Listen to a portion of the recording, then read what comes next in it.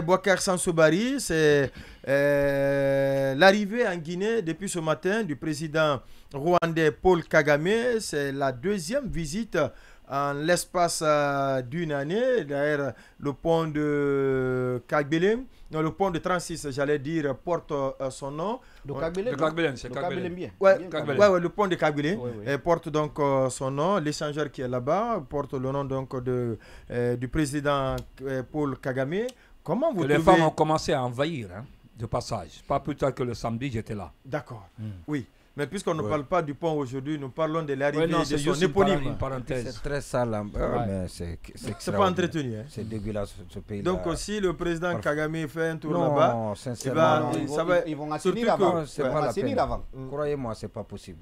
D'accord, on va revenir sur ça. On va dire à Al-Gassimo, vous prenez note pour que le constat soit fait dans nos prochaines émissions. Oui, d'accord. Oh là là. C'est bon, on peut... allez-y, parlons maintenant officiel. C'est pas du tout bon. D'accord, on va parler officiel, allez-y. Oui, c'est hier avec un communiqué de la présidence. Non signé. Que j'ai appris que le président Kagame venait à Conakry. On va dire j'en ai été un peu surpris parce que je trouve que ça fait pas longtemps que les deux présidents se sont vus, c'est précisément en janvier, quand le président de la transition a effectué le déplacement du côté à Kigali. Et puis Paul Kagame était là en avril 2023. Il revient en mai 2024, pratiquement, ça fait juste un an.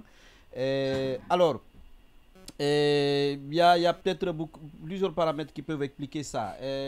On nous dit notamment que, en tout cas certaines indiscrétions disent que le président de la transition guinéenne serait mais plutôt fasciné par Paul Kagame. Il le prendrait pour un modèle.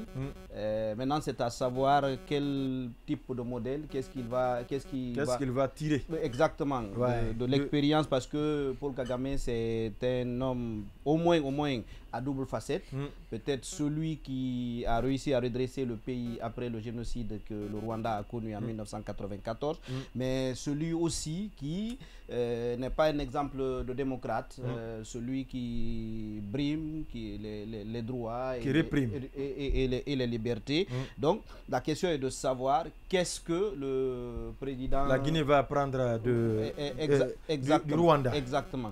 Maintenant, pour ce qui est de la Guinée, moi je pense aussi qu'il faut voir désormais le Rwanda, en tout cas Paul Kagame et le Rwanda, sont dans une dynamique où il a envie, le président Paul Kagame a envie d'étendre une espèce d'influence du Rwanda sur le continent africain. Voyez-vous, de plus en plus, il déploie des troupes rwandaises dans les conflits, dans les zones de conflit en Afrique. Vous avez la RCA, la dernière fois on prospectait du côté du Bénin. Je pense qu'il est aussi du côté des troupes rwandaises, sont du côté, je pense, du Mozambique. Donc, si il a la chance de trouver en Guinée un président qui l'adule, qu'il fascine, naturellement c'est du pain béni. Surtout que la Guinée a les richesses, le potentiel en termes de richesses qu'on lui connaît. Et puisque le Rwanda, ce n'est pas officiel, mais il est de plus en plus admis que le Rwanda tire l'essentiel de ses richesses de l'exploitation du sous-sol de la RDC. Il se trouve que la Guinée aussi est un pays plutôt riche en sous-sol. On comprendrait logiquement que cet intérêt qu'il a pour la Guinée, qui fait que en l'espace pratiquement d'un an, il effectue le déplacement. À deux reprises. Exactement. Et le président de la transition également. Voilà, donc on peut penser que maintenant la Guinée peut tirer du tout et c'est-à-dire le volet peut-être développement, sauf que là aussi ça n'en prend pas le chemin, parce que sur la base de ce qui nous est offert depuis pratiquement 3 ans, ça ne laisse pas augurer du modèle de la réussite, en tout cas de ce de l'exemple rwandais, en tout cas quant à son comment je vais dire greffage ou quant à son application en Guinée.